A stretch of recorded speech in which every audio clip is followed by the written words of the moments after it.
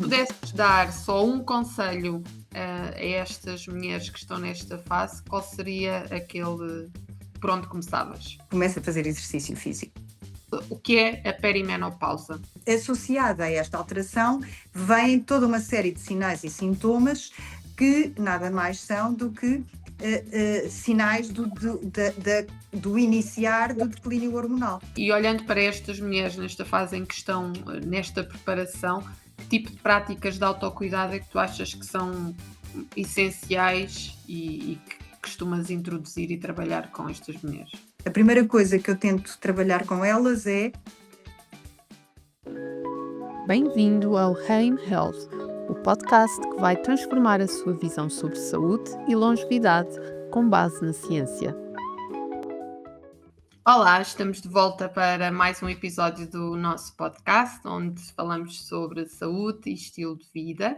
E hoje temos como convidada a doutora Filipa Mafragalo. Bem-vinda, Filipa. Obrigada, boa tarde.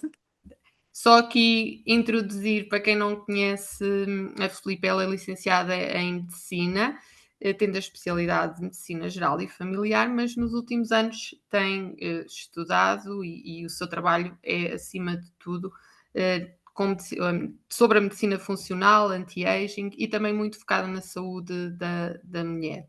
E, portanto, são estes temas que nós vamos aqui trazer, a saúde da mulher e o estilo de vida, e em particular falarmos sobre uma fase que felizmente hoje começa-se a falar um bocadinho mais, que é a perimenopausa e a menopausa.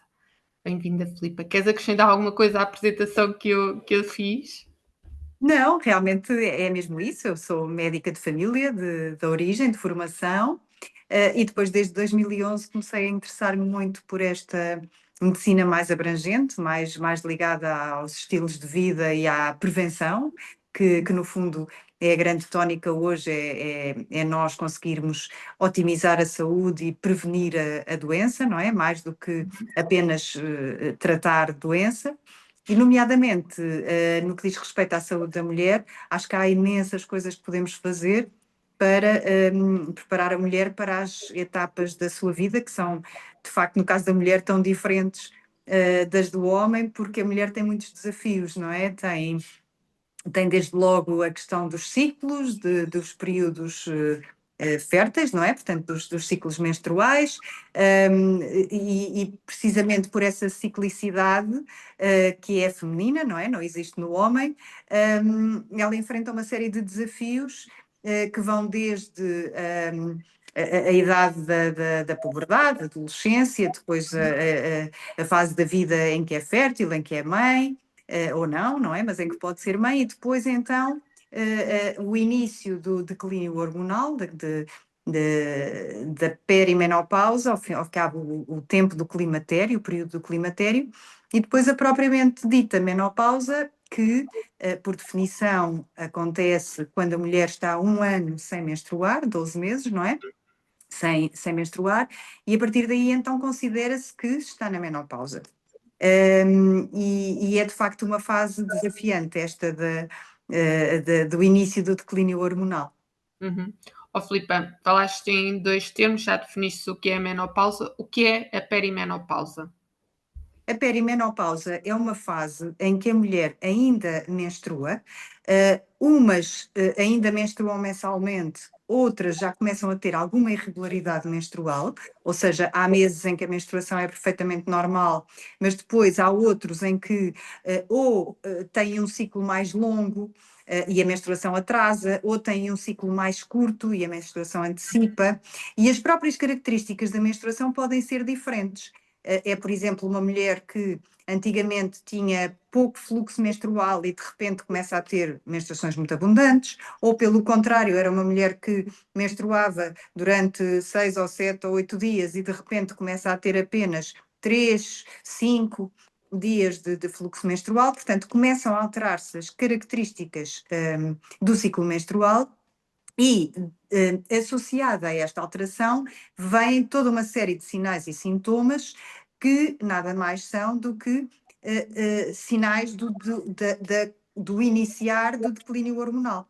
Portanto, quando a mulher começa a entrar nesta fase, geralmente a primeira hormona do ciclo menstrual da mulher que diminui é a progesterona. E o estradiol ainda se mantém ativo.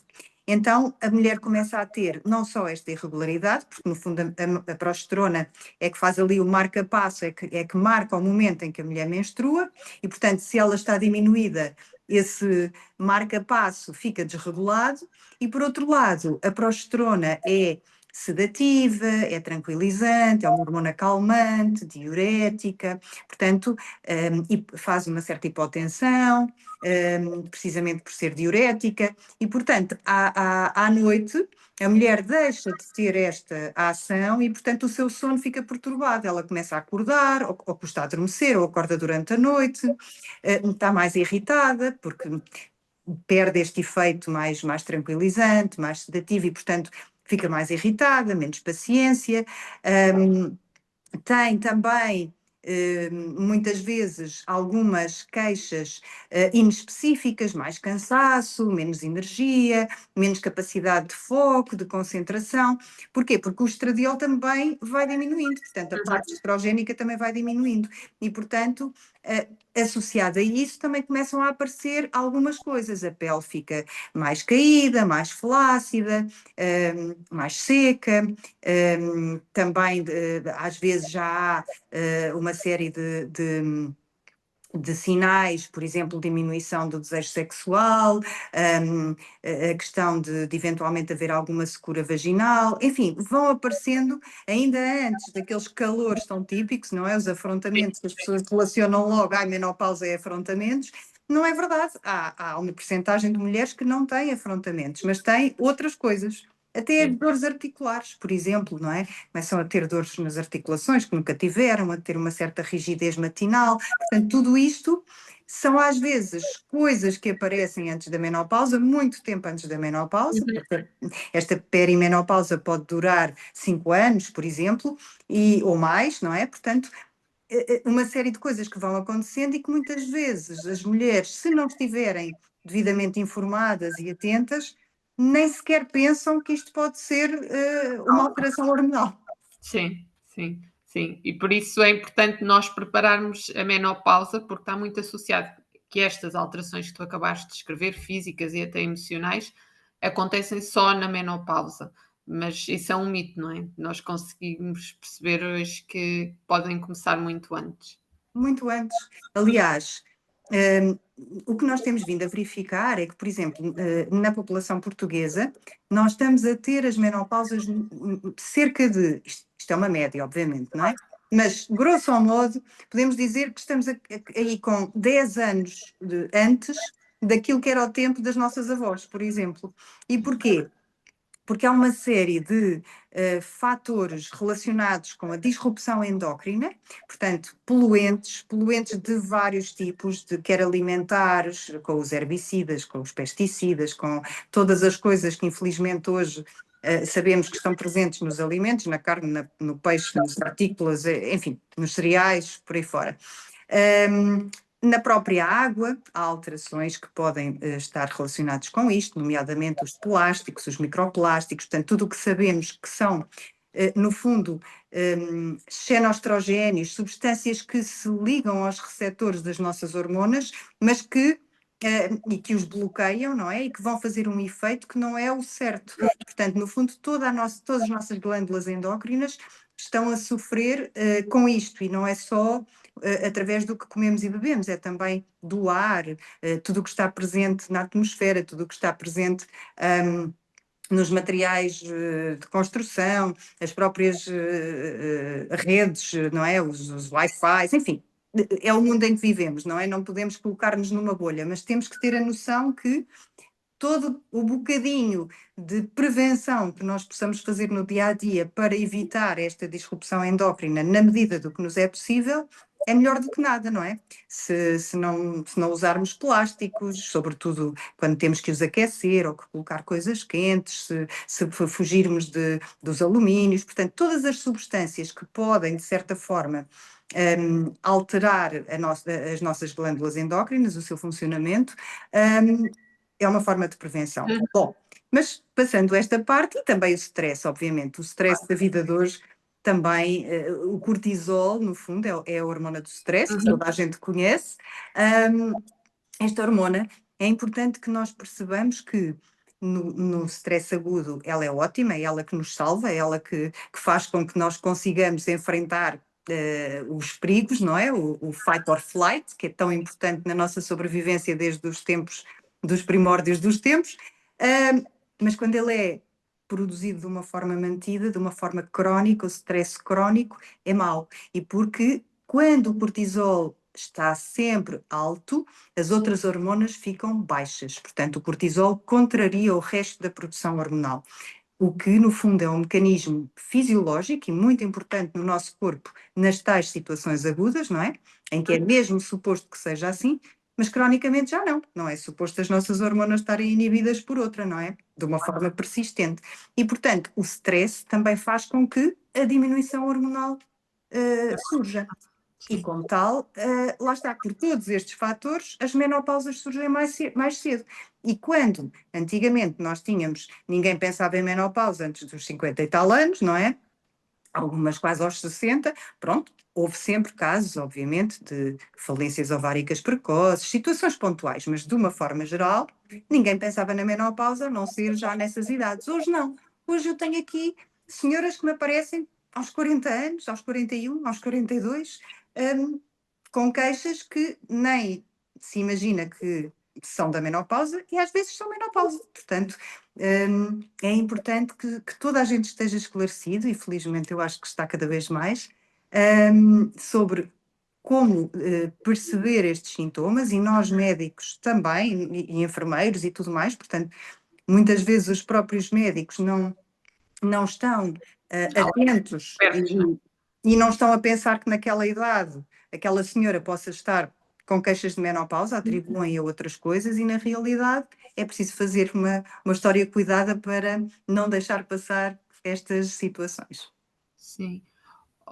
Filipe, e aqui saindo um bocadinho mais atrás da perimenopausa e da menopausa, esses fatores todos que tu falaste podem também ser causa de infertilidade noutra fase da vida da mulher. Exatamente. Contribuir também para isso. Exatamente, Andréia, como tu constatas, nunca houve tanta procura pelas consultas de infertilidade como agora, não é? Precisamente por isto, porque a disrupção endócrina é muito frequente e, portanto, não necessariamente a menopausa, mas exatamente quando as senhoras começam a tentar engravidar, começam os problemas e começam então a detectar-se as alterações. E, portanto, esta prevenção, os estilos de vida, tudo aquilo que nós defendemos na AIM, é uma coisa que muitas vezes nós fazemos, e as pessoas pensam que nós estamos a dirigir-nos a um público adulto ou eventualmente já de meia idade, mas não é verdade. Infelizmente, os estilos de vida são para começar a consciencializar desde a infância, desde a gravidez, desde a pré-conceição. Ou seja, é importantíssimo que estas informações passem para as famílias, não só para as mulheres, e as mulheres são um pilar ainda muito importante na nossa sociedade da família, sem desprimor pelos homens. Há homens que são pilares da casa, sem dúvida nenhuma, mas ainda na maioria dos casos são as mulheres que são o pilar da casa. São elas que destinam a alimentação, são elas que organizam os horários das crianças, são elas que as põem nas atividades, etc, etc. Portanto, e são elas que habitualmente ficam para o fim, não é? Portanto, elas tratam de tudo e depois no fim, se houver tempo, então logo se vê o que é que elas podem fazer. Então, claro que esta educação para a saúde, desde a tenra idade, desde o pré-concepcional, é muito importante, mas a mulher não pode esquecer-se que, se não cuidar de si, todo o resto falha, por inerência, não é? Portanto, e isto acontece se desde jovem, desde crianças, já houver um bocadinho estas noções, sem grandes fundamentalismos, sem grandes preocupações. Nós não queremos criar ansiedade nas crianças, queremos é criar uma cultura de informação, de escolhas, para que esta preocupação com o estilo de vida, a natureza, o contacto com a natureza, o fugir do confinamento, do estar sempre em frente a ecrãs, do estar sempre fechado em casa, o contacto com a natureza, o sol, o aterramento, como se fala hoje tanto, a boa alimentação, a atividade física, o sono, o tempo de descompressão, de gerir o stress, tudo isso, se estas crianças já crescerem com estas noções, vão ser homens e mulheres mais responsáveis, mais conscientes e vão ajudar-nos a lutar por uma saúde melhor.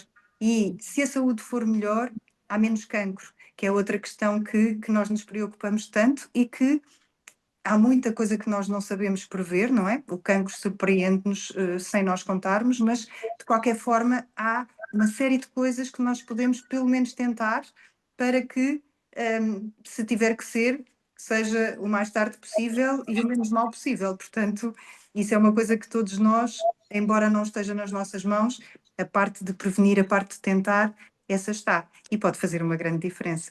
Sim. E que, se acontecer, que nós estejamos o mais saudáveis possíveis nesse momento, não é? Exatamente. Quanto melhor forem nesse momento os estilos de vida e passarem a ser, porque vamos sempre a tempo de fazer melhor, maior também é a nossa capacidade de lutar contra. E é um bocadinho o que eu digo também às senhoras nesta altura, que é, não vale a pena estarmos ansiosos ou receosos da menopausa, porque se tudo correr bem, nós vamos todas ter menopausa. Ou seja, e ainda bem, não é? Porque quem não tem menopausa é porque não chegou àquela idade. E, portanto, maravilha, que bom que vamos ter todos menopausa. Ótimo, todas, neste caso. Agora, essa fase não é fácil, mas é tão mais fácil quanto melhor nós estivermos para lidar com ela. E tal como estavas a dizer no caso da doença, também é verdade no caso dos ciclos normais da vida. Mesmo com saúde, tudo fica mais fácil se as nossas condições forem melhores. Oh, Filipe, falámos aqui um bocadinho da diferença entre a perimenopausa e a menopausa, que para muitas pessoas se calhar não era uma coisa muito clara. Que outros mitos ou ideias é que tu vês surgir com mais frequência nas pessoas que te chegam nesta fase? Olha, uma ideia que ainda está muito enraizada e que de facto vamos lá ver, é importante desmistificar, é mais uma vez a questão do cancro. As pessoas têm muito medo que opções é que eu vou fazer nesta altura e como é que eu vou gerir a questão do cancro. Ora bem, uma coisa que eu acho que é muito importante nós explicarmos é que, independentemente da opção que se venha a colocar a cada pessoa, porque todas as circunstâncias são diferentes e cada pessoa é uma pessoa, e não há uma indicação que seja igual para todos, portanto, cada mulher tem que ter uma abordagem personalizada, individualizada, de acordo com a sua história, de acordo com as suas condições clínicas, com a sua saúde e com os seus objetivos e circunstâncias, mas uma das coisas que muitas vezes me perguntam é, se eu não tiver nenhuma contraindicação para, se eu quiser manter alguma qualidade de vida, resposta profissional, etc, etc, e se eu começar a sofrer com os sintomas da menopausa, se eu tiver afrontamentos, se eu tiver dores, se eu tiver cansada, se não tiver energia, se não conseguir concentrar-me e não produzir no meu trabalho, se ficar deprimida, ansiosa, se eu não dormir, como é que eu faço? Se eu tiver que fazer reposição hormonal para tratar isso, como é que eu faço? Porque eu não quero fazer porque eu tenho medo do cancro. Pronto, então, há que pensar o seguinte: a reposição hormonal, se for feita corretamente, com doses corretas, com hormonas iguais às nossas, que o corpo conhece, que temos receptores para lidar com, as hormonas não causam cancro. Agora, se houver uma lesão pré-existente numa mulher que seja hormonossensível, ou seja, vamos imaginar se eu tenho um nódulo na mama ou no ovário, ou mesmo um pólipo no intestino que está a crescer que pode ter a dúvida se é maligno ou não. Sabemos que há determinadas localizações em que, se há lesões que possam ser hormonossensíveis, ou seja, que tenham receptores para hormonas, é lógico que, se nós formos dar mais hormona, eles vão crescer mais. Portanto, logicamente, se eu tenho uma lesão duvidosa, que até pode ser maligna, eu não vou fazer reposição hormonal, certo? Portanto, não foi a hormona, não foram as hormonas que foram provocar aquele cancro. Existia ali já uma lesão predisposta que foi estimulada a crescer, certo? Portanto, numa mulher que tenha um tumor em atividade, com menos de 5 anos de evolução, que não tenha sido definitivamente tratada, etc., claro que não vai poder fazer reposição hormonal, lógico. Agora, se for uma mulher que não tem nenhuma lesão e por isso é importantíssimo que nesta altura da perimenopausa e menopausa a mulher tenha uma avaliação clínica detalhada, portanto qualquer mulher deve fazer um exame ginecológico, deve fazer uma mamografia, uma ecografia ginecológica, uma ecografia mamária, uma ecografia da tiroide, abdominal, renal, eventualmente aos 50 anos, logo endoscopia, colonoscopia, portanto, todo um rastreio, além das análises, logicamente, e do exame clínico. E se esta mulher não tiver nenhum fator de risco, ou não tiver nenhum antecedente familiar de risco, que se perceba que há uma genética predisposta, etc., é completamente diferente. E nesse caso, então, nós podemos dizer, não, se esta mulher não tem risco, então o benefício é de considerar. Porquê? Porque sabemos que esta mulher vai ter menos perda cognitiva, portanto, sabemos que 40% das mulheres que fizeram reposição hormonal têm menos demência, sabemos que é uma forma de ajudar a prevenir as fraturas osteoporóticas, sabemos que o próprio risco cardiovascular diminui, porque obviamente que quando a mulher deixa de ser fértil, ela passa a ter um risco cardiovascular igual ao do homem, que antes não tinha, e portanto, se puder fazer, tem menos risco. Enfim, há além da sintomatologia, claro, há toda uma série de benefícios a considerar, mas também é preciso ver o benefício-risco e, portanto, quanto mais consciente e preparada esta mulher estiver, não é? Portanto, for devidamente seguida, aconselhada, etc., também mais fácil é tomar decisões nesta altura. Portanto, mas estes mitos de eu tenho que ficar refém deste medo, deste receio, não é assim. Portanto, hoje sabemos que não é assim. Agora, obviamente que tudo depende de que hormonas escolhemos, qual a via da administração que escolhemos, em que idade é que a mulher começa a fazê-lo, porque é completamente diferente uma mulher que começa a fazer tratamento ou reposição, ou o que seja, ou fitoterapêuticos, ou o que quer que seja, não tem que ser medicamentos, nem hormonas, mas quando as coisas são feitas e acauteladas cedo, a evolução é melhor. Obviamente que há sempre coisas a fazer, mas uma mulher que chega e que teve a menopausa há 20 anos, tem afrontamentos há 20 anos, já tem osteoporose, já tem uma série de coisas, nunca fez exercício, nunca lhe chamaram a atenção para uma série de coisas, claro que vamos conseguir fazer coisas, mas se calhar já não vamos ter tantos benefícios como teríamos se o tivéssemos feito mais cedo, não é? Mas, obviamente, isto é como tudo, é como deixar de fumar. Vale sempre a pena deixar de fumar, não é? Claro. Mas é sempre melhor nunca fumar, Sim, sim. e é sempre melhor deixar de fumar mais cedo, não é? Portanto, é como tudo. Sim. Então essa avaliação tem que ser feito para ter mais benefício antes de chegarmos a esta fase, não é? Nós começámos a ter esta preocupação. Uhum. Uma mulher de 40 anos deve começar a pensar que nos próximos, se até aí não teve essa consciência ou não teve esse estilo de vida que ajudasse a diminuir esses efeitos secundários, se calhar está no momento de começar a preparar essa fase. Sem dúvida, sem dúvida, sem dúvida. Eu acho que é mesmo importante que tudo aquilo que nós podemos acrescentar de conhecimento e de trabalho com estas mulheres é numa altura fundamental, porque habitualmente, como tu sabes, na fase adulta jovem, mesmo que as pessoas não tenham muito presentes estes benefícios do estilo de vida, o impacto é pouco sentido. Se eu não dormir horas suficientes, não faz mal. Depois no fim de semana compenso. Se eu sair até tarde e beber um bom bocado, também não faz mal. Depois, pronto, isto passa, não acontece nada e pronto. Se eu não comer tão bem, também não faz mal, porque também não engordo, está tudo bem, sinto-me bem, não há problema. E por aí fora. Isso é verdade durante uns tempos, porque o corpo tem uma capacidade de lidar com fantástica, não é? A juventude, a capacidade de vitalidade, de força, de massa muscular, de potencial, está no seu auge.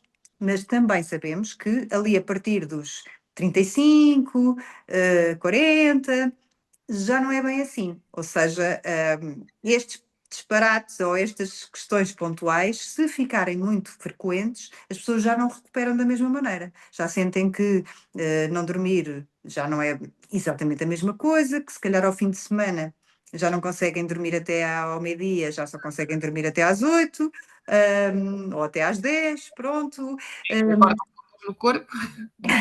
Se dormirem mais do que aquelas horas, depois ainda acordam com aquelas dores no corpo. Exatamente, portanto, começam a sentir e normalmente é a fase em que as pessoas começam a pensar nestas coisas, mas às vezes não da forma mais consciente, ou seja, o que é que pensam?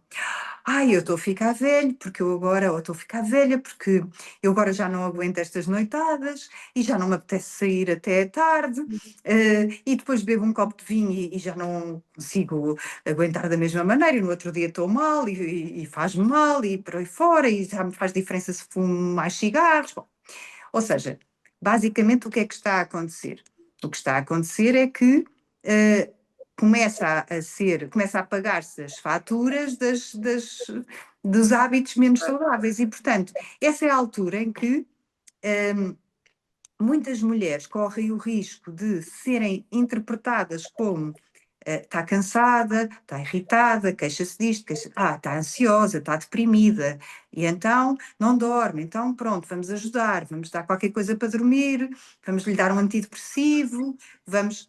E não, e a questão muitas vezes é só dizer assim, olha, o que acontece é que não dá para fazer estas noitadas todas seguidas, não dá para comer sempre mal, não dá para não fazer exercício, não dá para beber vinho todos os dias, não dá... Ou seja, se mudarmos os comportamentos, não precisamos de antidepressivo nenhum, nem de nada para dormir, nem nada. Agora, as pessoas têm é que ter uma parte ativa no assunto. E isso é que é importante perceber, que é, eu é que tenho que mudar os meus comportamentos. Não posso estar à espera que seja um comprimido a resolver todos os meus problemas. Portanto, eu acho que essa é uma fase fantástica para nós mudarmos a forma de pensar e de agir das pessoas. E ao sentirem a mudança, ao sentirem as coisas diferentes que estes comportamentos lhes trazem de bom, não é? Portanto, ao experimentarem que afinal, se não o fizerem de uma forma seguida, mas fizerem de uma forma recreativa, social, tudo bem, corre tudo bem. Se começarem a implementar estilos de vida diferentes, começarem a introduzir o exercício na sua agenda, as horas de sono necessárias no seu dia, preocuparem-se um bocadinho com o que comem, com o que bebem, com o não fumar, com a prevenção dos poluentes, com gerir o stress de outra forma, enfim, vão colher esses benefícios e vão experimentar na primeira pessoa as mudanças que isso lhes traz.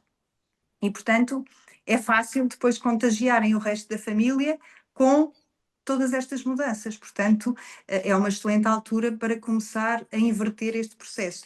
E também para olharem um bocadinho para si, porque normalmente a mulher, lá está, pelo seu multitask, porque está muito ocupada, porque as mulheres de facto têm vidas sobrecarregadas, sobretudo nas grandes cidades, enfim, nas vidas que temos hoje, pronto, sabemos todos o que isto é. Normalmente também há muito tempo que a pessoa não olha para si, que não faz uma avaliação clínica cuidadosa, que às vezes passam-se 2, 3, 4 anos em que não vai ao ginecologista, não faz o seu exame, etc., porque porque não houve tempo, porque passou, porque, enfim. E, portanto, é fundamental, de facto, a mulher começar a olhar para si e, se estiver depois tudo bem, então começar a preparar isto com o conhecimento, com a informação do que é que pode vir a acontecer e, quando acontecer, também qual será a melhor forma de lidar com. Sim, sim. Olha, e olhando para estas mulheres nesta fase em que estão, nesta preparação, que tipo de práticas de autocuidado é que tu achas que são essenciais e que costumas introduzir e trabalhar com estas mulheres? Olha, a primeira coisa é este trabalho muito difícil, que é deixar cair algumas coisas, porque de facto, nesta altura, habitualmente, as mulheres de hoje são mais tarde, portanto, habitualmente, nesta altura da perimenopausa, ainda têm, muitas delas, filhos pequenos, já têm pais a precisarem de alguns cuidados, hum, têm um trabalho a full time, têm uma casa para gerir, têm toda uma série de responsabilidades e, portanto, a primeira coisa que eu tento trabalhar com elas é não dá para fazer tudo sozinho. Portanto, há que pedir, há que delegar algumas coisas, há que tentar pedir ajuda, porque de outra forma elas não vão conseguir prestar autocuidados, não é? Vão prestar cuidados aos outros, mas não a si próprias. E este é um trabalho muito difícil, porque às vezes é mesmo extremamente difícil encontrar solução e encontrar um tempo para si. Mas tem que ser trabalhado todos os dias, não é? Porque de outra forma é fácil haver sempre coisas muito importantes que se vão metendo no dia a dia. Portanto, eu acho que este trabalho tem mesmo que pôr na agenda o exercício físico, tem mesmo que pôr na agenda a sua ida ao médico, seja de 6 em 6 meses, ou de ano a ano, ou o que for preciso nessa altura. Tem mesmo que programar as suas refeições. Se calhar há imensas pessoas que já levam consigo o almoço ou o lanche ou o que seja para terem pelo menos algumas refeições saudáveis no seu dia. E há coisas que, se não podem ser feitas naquele dia, vão ter que ficar para o dia seguinte ou para o outro ou para o outro. Mas não podemos estar sempre a sacrificar o sono por isto. E depois outra coisa que às vezes é engraçado, parece não ter importância nenhuma, mas nos dias seguidos da semana tem, que é depois, dizem-me elas muitas vezes, depois quando eu acabo essas coisas todas, é quando eu tenho um bocadinho de tempo para me sentar no sofá e ver a minha série, e ver as minhas coisas e ficar ali. Pronto, e então acho ótimo. Então, e a que horas é que acaba a sua série? Meia-noite, uma, pronto. Então, e a que horas é que tenho que se levantar no dia seguinte? Pronto. Isto parece um bocadinho patético, não é? Mas é verdade, todos nós temos aquela tendência. Ai, apetecia-me tanto agora. Mas o que eu digo é, eu não faço. E não faço. Porque eu sei que durante a semana, se eu fizer isso, eu não aguento. Portanto, eu tenho que deixar as minhas séries, as minhas coisas, etc., para o dia do fim de semana, em que eu no outro dia não tenho que me levantar às 6 da manhã ou às 7. Eu não estou a dizer isto porque por ser o meu exemplo, não, eu acho que todos nós que estamos aqui nesta instituição estamos todos motivados por esta ideia de que eu não quero pedir a ninguém para fazer aquilo que eu não faço, certo? Portanto, eu acho que nós na primeira pessoa temos que estar convictos e fazer aquilo que pedimos às pessoas para fazerem, não é? Portanto, e eu também faço isso, mas custa-me, claro que também me apetecia imenso fazer isso e sentar-me um bocadinho no meu sofá, que às vezes está uma semana inteira sem mim, porque eu não tenho tempo para me sentar lá durante a semana. Pronto, mas é uma opção, porque eu preciso de privilegiar o meu sono. E, portanto, estas pequeninas coisas que parecem não ter importância nenhuma, e às vezes as pessoas perguntam, porquê que a tua consulta é tão grande? Porquê é que demoras tanto tempo? É por isto, porque eu não falo só de medicina, não falo só de medicamentos, não falo só. Eu falo das coisas práticas que eu acho que as pessoas todas sabem, mas se não tiverem alguém a dizer-lhes isso é mesmo importante fazer, pensamos, se calhar não é. E facilitamos, não é? Sim. Filipa, falaste aí de duas coisas muito importantes. Uma delas é o deixar cair coisas, porque muitas vezes nós temos a tendência de introduzir, tenho que fazer isto, tenho que fazer aquilo, sem perceber Exatamente. se a pessoa consegue naquele momento ter capacidade para acolher isso, e acho que é um trabalho muito importante que nós profissionais de saúde também temos que ter consciência. E a outra foi, os profissionais de saúde também têm que fazer a sua parte por si. E nós temos hoje em dia números de burnout imensos em profissionais de saúde, e como é que nós queremos mudar o estilo de vida dos outros sem olharmos primeiro para nós, não é? Verdade. É muito É, importante. e não é fácil, André, e nós sabemos que as instituições, o mundo do trabalho hoje é muito pesado, é muito cruel, entre aspas, para os colaboradores, porque de Claro. facto a exigência é gigante e as pessoas sabem que se não conseguirem cumprir os objetivos, são facilmente dispensadas, que é mesmo assim, não é? O mundo do trabalho hoje é assim. Mas, por isso é que eu acho que isto tem que ser uma coisa de comunidade, tem que ser uma coisa de grupo, porque só se todos, cada vez mais, formos aqueles que estamos despertos para isso, começamos também a passá-lo nas nossas vidas, nas nossas instituições, nos nossos patrões, não é? Para que eles próprios sintam essa necessidade e vão olhando para os seus colaboradores de outra forma. Uhum. Agora, claro que não é fácil, não é fácil deixar cair coisas, não é? Nós temos muito a sensação de dever interno de que temos que fazer, temos que fazer, temos que fazer, temos que conseguir. E por outro lado, também os profissionais de saúde também têm um bocadinho a ideia de que têm a obrigação de responder a todas as solicitações e, portanto, eu percebo que nós queremos ajudar toda a gente, mas também não podemos perder a noção de que temos que nos ajudar a nós primeiro e que é legítimo, é válido, o autocuidado, é válido.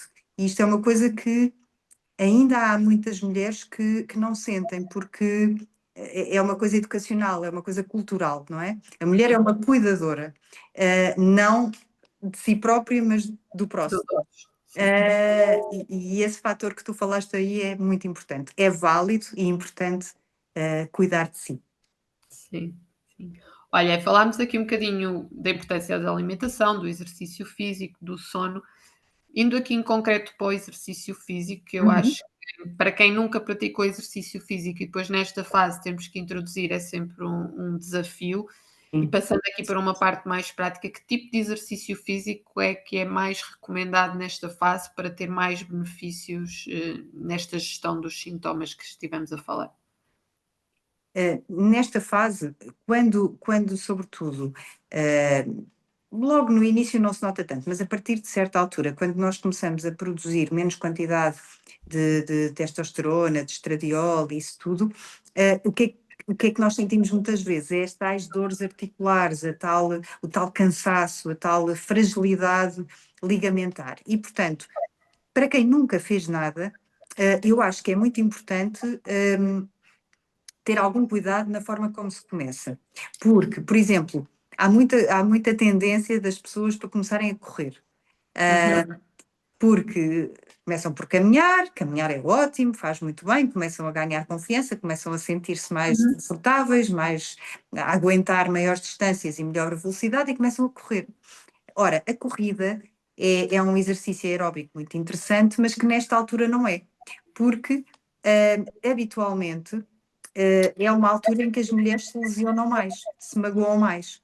E por outro lado, também estão numa altura em que perdem muita massa muscular e começam a perder alguma massa óssea, principalmente naquela fase de menopausa instalada, aqueles primeiros 3 a 5 anos da menopausa, são os piores anos para perder osso. Portanto, normalmente 50% da perda óssea é dada nesses primeiros 3 a 5 anos. E, portanto, 50% da vida toda, não é? Do osso que se perde na vida toda. E, portanto, nessa altura é importantíssimo que as mulheres comecem a fazer algum treino de hipertrofia muscular, de um treino de força, um treino para precisamente contrariar a perda de massa muscular. atrás disso vem naturalmente o travar a perda de massa óssea, não é? Porque se nós conseguirmos aumentar massa muscular, estamos indiretamente a aumentar também a produção de osso, e a inibir que haja tanta reabsorção óssea. Agora, muitas vezes as pessoas perguntam, mas eu não sei treinar, como é que eu faço para aprender a treinar?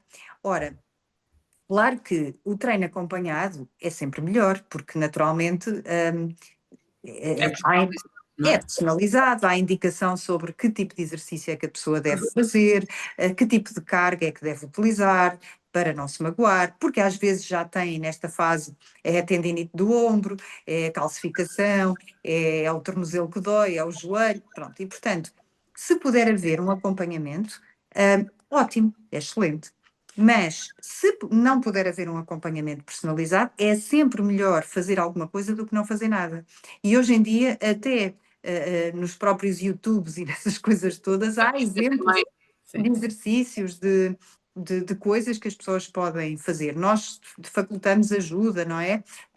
Aqui no nosso grupo de pessoas do exercício físico, de pessoas, enfim, de todas estas áreas, mas que até o próprio yoga, até próprias aulas de alongamentos, etc., são muito boas porque há sempre exercícios, não só para melhorar a flexibilidade, que também nesta altura é menor, mas também porque há sempre exercícios feitos com o peso do corpo, que para quem nunca fez nada, não é preciso mais carga, porque carregar o peso do próprio corpo em alguém que nunca fez exercício é muito difícil. Portanto, há muitos exercícios que têm uma alta rentabilidade só com o peso corporal. E, portanto, o treino de força é realmente fundamental nesta fase. Não quer dizer que todas as atividades físicas que se fazem são benéficas. Muitas vezes, numa primeira fase em que as pessoas são muito resistentes a esta questão do tempo, dizem eu não tenho tempo para pôr exercício. Eu costumo negociar isto, que é, muito bem, não tem tempo, então vamos marcar só ao fim de semana. Pronto, ao fim de semana, em princípio, tem algum tempo. Portanto, nem que faça ao fim de semana. E depois, durante a semana, o que vai fazer é aproveitar todos os momentos para fazer atividade física. Então, vai de escadas em vez de ir de elevador, vai um bocadinho a pé em vez de deixar o carro tão perto. Quando for buscar as compras e levar as compras, tenta carregar um bocadinho os sacos com as costas direitas e vai nas escadas. Enfim, há muitas. Quando puser a louça na máquina, faz um agachamento em vez de dobrar as costas. Quando for pôr a roupa na máquina, a mesma coisa. E, portanto, depois de não sei quantas máquinas de roupa e de louça, e de estender a roupa, e de ir às compras, e de subir e descer as escadas, há muita atividade física que aquela pessoa fez naquele dia e que ao fim de uma semana é potenciador, é multiplicador. Portanto, todas as possibilidades que as pessoas tenham para aproveitar o momento, para fazer atividade física, é benéfico, é contrariar o sedentarismo. E tudo isso é prevenir a sarcopénia e a osteopénia. Portanto, é ótimo, mesmo que não se possa fazer exercício formal, começar a colocar na cabeça de eu faço todo o exercício que eu puder. E depois, junto, uma vez por semana, 2 vezes por semana, e por aí vai à medida que eu for conseguindo encaixar as coisas. Sendo que a minha proposta para todas as mulheres na minha consulta a partir da reforma é tenham o objetivo de ser atletas, porque ser atleta, nesta idade, é espetacular, é a melhor prevenção que podem fazer da doença no futuro. Sim, sim. E usarem o tempo também, uma boa utilização do seu tempo. Olha, Exatamente. passando aqui da saúde física para a saúde mental, já abordaste aqui um bocadinho, mas nesta fase existem muitos desafios também em termos da saúde mental, não é? Pessoas que nunca foram mulheres que nunca sofreram de ansiedade começam a sofrer de ansiedade, pode juntar aqui à insónia ou não. Hum, Como é que nós podemos prevenir, chegar a este lugar e como é que podemos apoiar também estas mulheres? Tu falaste aí numa situação há bocadinho, muito importante, que não é só nos profissionais de saúde, ela é muito prevalente nos profissionais de saúde, mas não só, que é exatamente esta síndrome de burnout. É uma altura em que a mulher está particularmente suscetível a essa situação, porque este acumular de factos nesta altura é um bocadinho uma mistura explosiva, ou seja, habitualmente é uma mulher que já vem a acumular cansaço de trás, portanto, já vem neste acumular de tarefas há muitos anos, foi sempre insistindo porque foi sempre sendo capaz, não é? Foi sempre dando resposta, portanto, a privação de sono às vezes é grande, mas a mulher não se apercebe disso, portanto, acha que na verdade não precisa de dormir muitas horas, porque aguenta perfeitamente, está habituada a dormir pouco e sempre funcionou. Depois está habituada a fazer muita coisa ao mesmo tempo, mas também sempre funcionou. E, portanto, já vem a acumular uma série de cansaço, de privação de sono, de alguma dificuldade de gestão de stress, de sobrecarga, alguma pressão profissional, às vezes também familiar.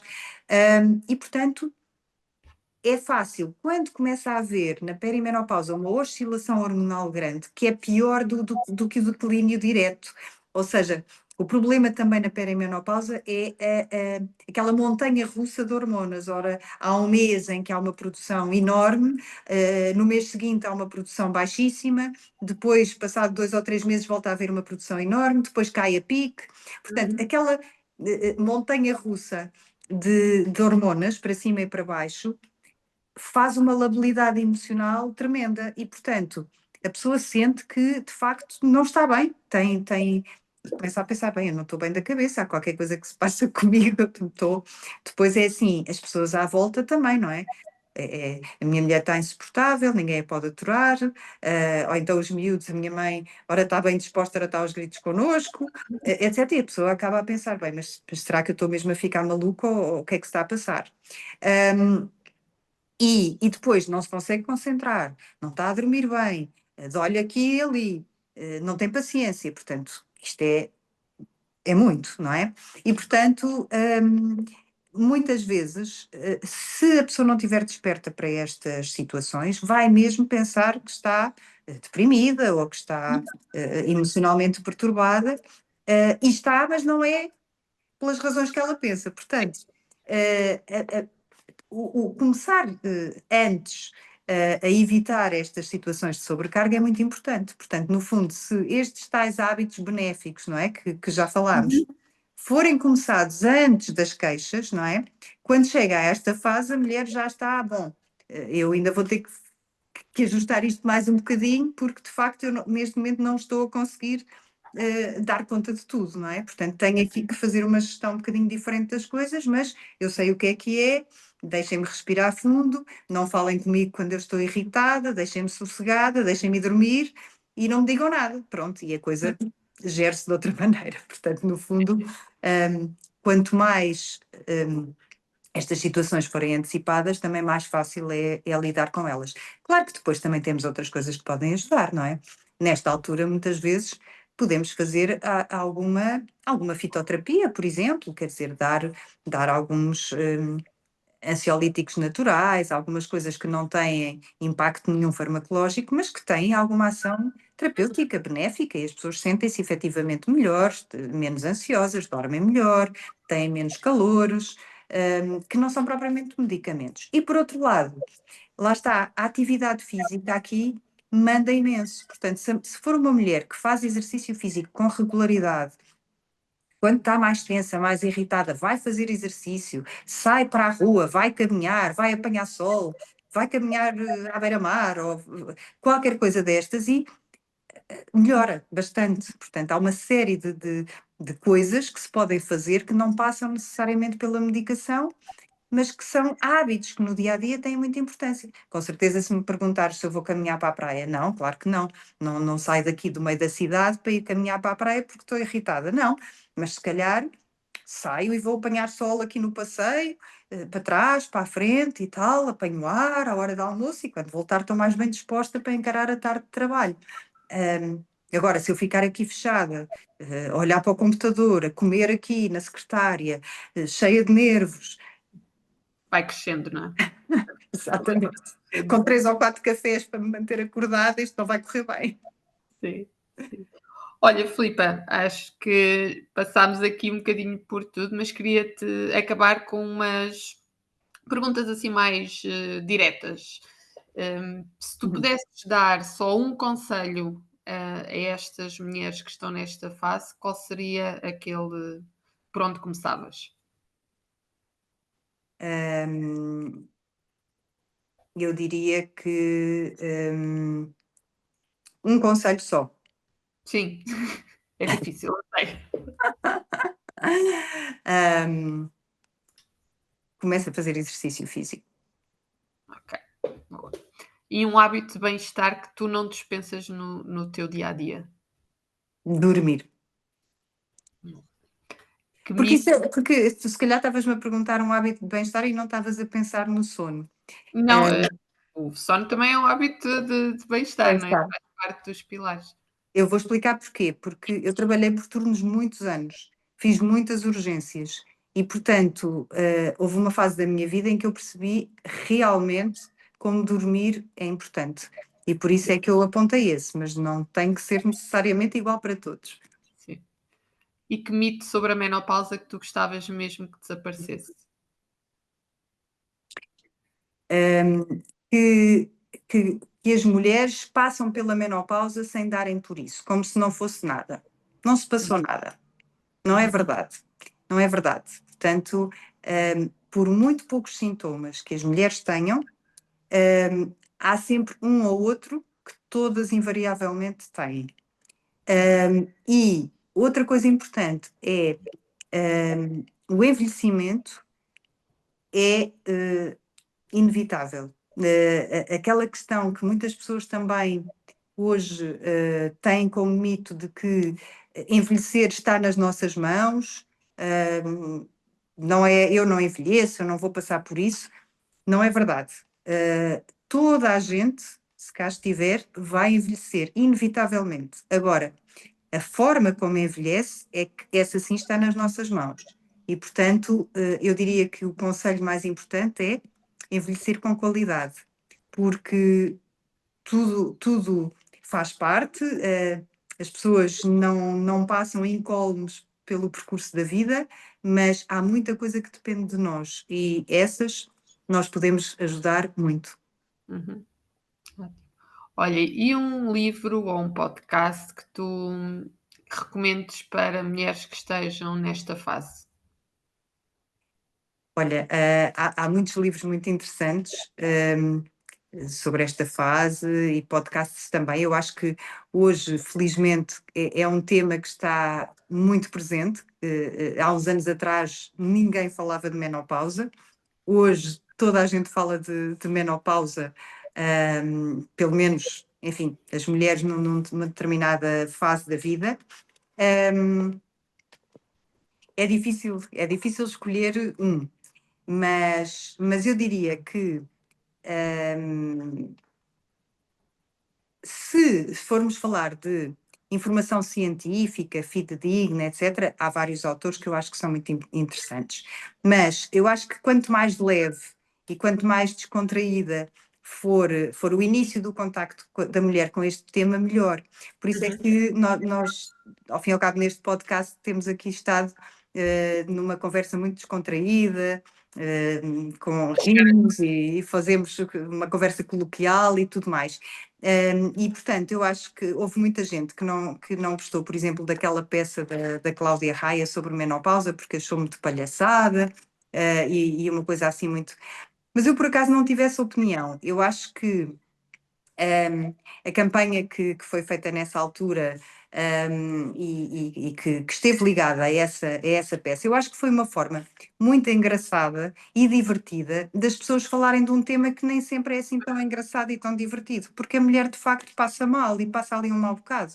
E o casal também, porque de facto é uma fase em que a mulher está a passar por isto, habitualmente se estiver casada com um homem, ou junto, ou o que seja, com um homem da mesma idade, o homem ainda não está nem aí, como se costuma dizer, não é? Porque a mulher começa a passar por esta situação cerca de 10 anos antes do homem. E, portanto, um, é um tema que não só é desagradável para a mulher, como é desagradável e pode causar problemas dentro do casal. Por desentendimentos, por não só destas questões emocionais, das alterações do humor e tudo mais, mas também pela própria vida íntima que muda e que a mulher é uma altura em que não está muito disponível para isso e o homem não percebe. E, pronto, há uma série de coisas que, se não houver uma comunicação boa, não acontecem. Não acontecem bem. E, portanto, eu acho que uma forma engraçada de começar é precisamente por estas coisas divertidas, por estas conversas divertidas, como é esta, por exemplo, como é esta peça e outras. E depois, se realmente houver curiosidade da mulher em realmente aprofundar um bocadinho o tema, perceber efetivamente o que é que se passa de uma forma mais concreta, eu acho que uma das coisas mais interessantes é falar com o médico assistente. Eu muitas vezes nas consultas falamos, lá está, de livros, de peças, de episódios, de podcasts que as pessoas ouviram e têm dúvidas e perguntam, ou sugerem-me para seguir esta ou aquela pessoa. Eu acho que isso é muito interessante, até porque nem tudo o que se diz nos podcasts e na internet é verdade. Sabemos que há uns que realmente são sérios e credíveis, outros nem tanto. E há muitos influencers e por aí fora que veiculam muita informação que às vezes é muito pouco científica e verdadeira. E, portanto, eu acho que esta conversa tem que ser tida com o ginecologista, com o médico de família. Acho que cada vez mais tem que ser uma divulgação e que fazer parte das nossas conversas com os nossos profissionais de saúde. Sim.